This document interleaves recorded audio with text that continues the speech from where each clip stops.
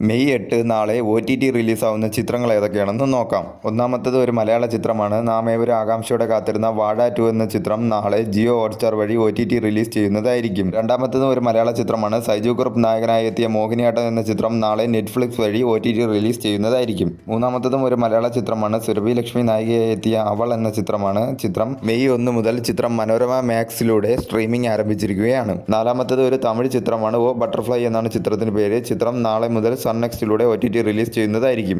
അഞ്ചാമത്തേതും ഒരു തമിഴ് ചിത്രമാണ്. സാത്താൻ ദ ഡാർക്ക് എന്നാണ് ചിത്രത്തിന് പേര്. ചിത്രം നാളെ മുതൽ ആമസോൺ പ്രൈമിലൂടെ OTT റിലീസ് ചെയ്യുന്നതായിരിക്കും. അടുത്തത് ഒരു തെലുങ്കു ചിത്രമാണ്. പാപം പ്രതാപ് എന്നാണ് ചിത്രത്തിന് പേര്. ചിത്രം ഇന്ന് മുതൽ ETV വിൻ എന്ന OTT പ്ലാറ്റ്ഫോമിലൂടെ OTT റിലീസ് ചെയ്തിരിക്കുകയാണ്.